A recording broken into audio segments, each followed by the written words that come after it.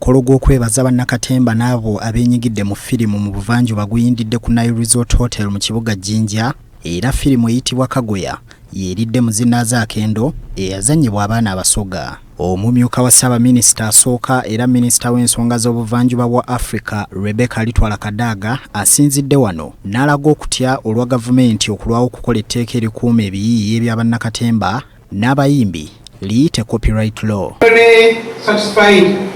The implementation of the Corporate and Neighborhood Act. I think our artists are still being grossly cheated. They are being grossly cheated. I don't know what else we can do because we made the law.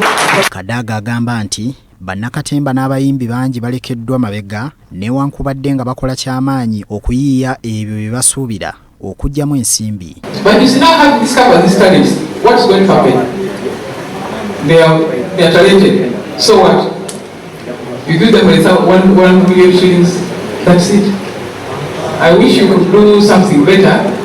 I was hoping to find Mr. Nyembo here, table here, and talk to him about real tangible gifts. Minisita w'ebyobulambuzi Mbwakyabazinga bwa Busoga Namutamba Helen avumiridde abeerimbika mu biyiiye ne bakabasanya abaana ab'obuwala nga beerimbika mu kukulaakulanya ebitone byabwe. The promoters you hear of promoting or hoping the girl child, they manipulate them, they exploit them.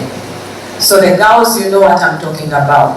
Abasadabalo, in the form of being a manager, amala yafuuka balo. Otunu Fred okuva mu kitongole ekirungamya ebyempuliziganya mu ggwanga ki UCC agamba nti kino kyakutumbula ebitone bya bannakatemba mu bitundu by'eggwanga ebyenjawulo. Previously we would do this in Kampala and we felt we were not given opportunity enough for the regional places to allow the grassroots tap in this activity. Abamu ku bawangudde bategeezezza nti kino kigenda kubayamba nnyo nti era eno ntandikwa egenda okukulaakulanya ebitone byabwe. Kitegeeza kinene eno and we are looking forward kukola ekisingakuwa.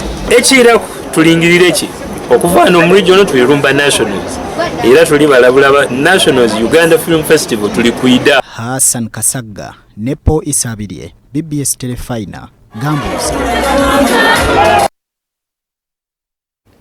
Abakristaayo bakubiriziddwa bulijjo okulabirira abaweereza abasindikibwa mu kkanisa okubuulira enjiri olwo nabo basobole okutuuka